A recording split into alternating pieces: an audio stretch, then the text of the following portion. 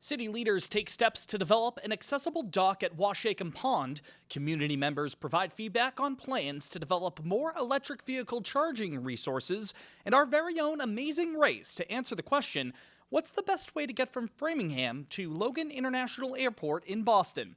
I'm Brendan Fitzpatrick, and this is The Frame, Framingham News in Focus.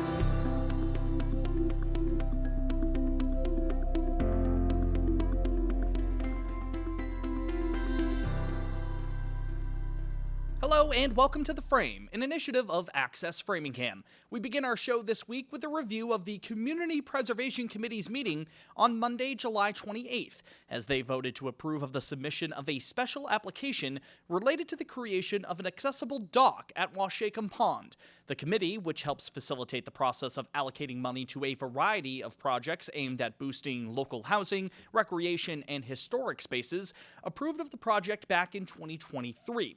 But environmental and permitting hiccups have come up along the way. Director of Planning and Community Development for Framingham, Sarkisian, told the CPC this week that the city is looking for an additional $75,000 for the dock project, bringing the plan's total cost up to $144,000. Members of the committee discussed the plan's final look, along with contracts that came in from the local bidding process, though they ultimately agreed that the plan to develop the dock would be a major benefit to the community. I don't think you guys approved it because it was cheap or a bargain. I think the goal was it was something that could happen. It could happen quick.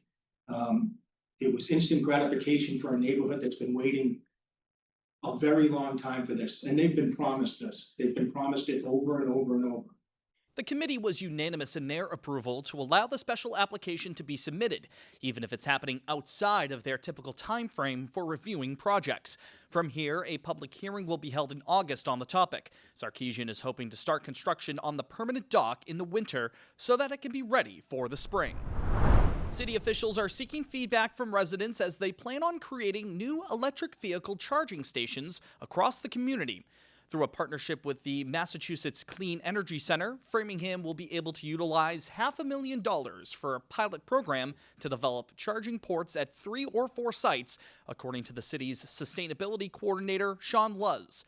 A survey was recently created to gauge community feedback. In that questionnaire, 11 possible spots across Framingham, including the Memorial Building, Bowditch Field, Butterworth Park, and the Center Common, are presented as possible settings for EV stations. Luz said that those initial proposed spots are meant to, quote-unquote, reduce barriers for local EV drivers. First and foremost, as we were looking at potential sites, we really wanted to locate these close to municipal facilities. I think it gives us a chance to really keep an eye on operation of the stations as things move forward. Local leaders will be considering support for both residents and businesses, along with electric capacity, traffic and parking regulations, and overall costs associated with the project.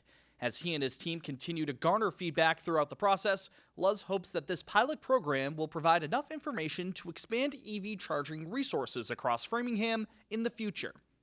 That will it will give us the data we need as we move forward to continue to evaluate where are the gaps in our community and our charging station network. Where can we continue, deploying infrastructure to help out? Luz told us that the hope is to install these EV stations wherever they decide to finally place them by the end of the year. If you want to learn more about this plan and provide your own thoughts, head to framinghamma.gov/driveelectric. Speaking of websites, you can find more details on the top stories we cover every week during the show on our website, www.theframe.news. We've got written articles with additional quotes and information, along with full feature pieces completed across the city, and a community calendar filled with local events. Subscribe to our email newsletter, too, so that you're always up to date with Framingham News in Focus. Residents are being advised that Remote Area Medical will be providing a free medical clinic at Keefe Tech this Saturday and Sunday, the 2nd and 3rd of August. Services at the clinic include physicals, general exams, women's health care, dental and vision care, and RX consultations.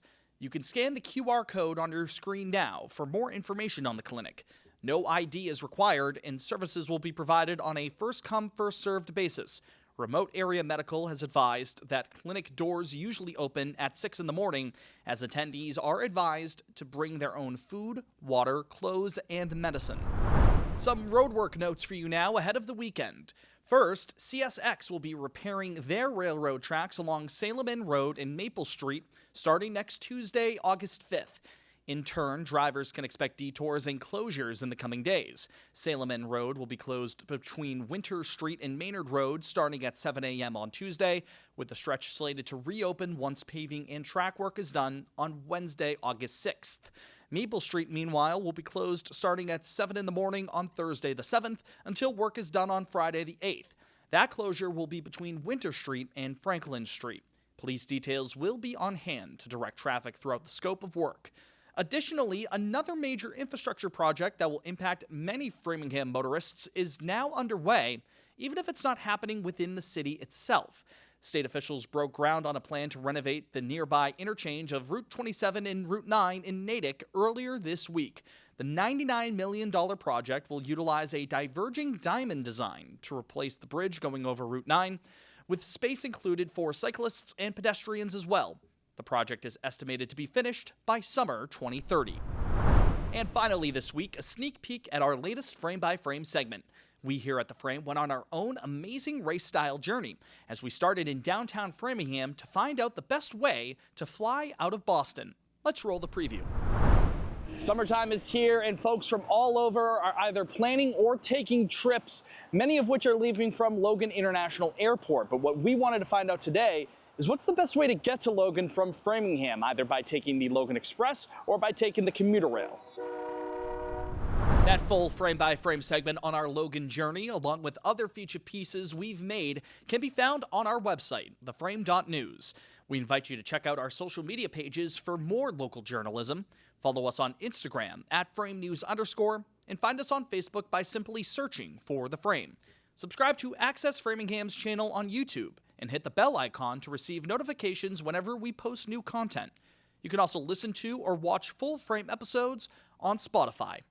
That's all for this week's Framingham News in Focus. For our entire team here at The Frame, thanks for joining us. My name is Brendan Fitzpatrick. We'll talk to you next week. Take care.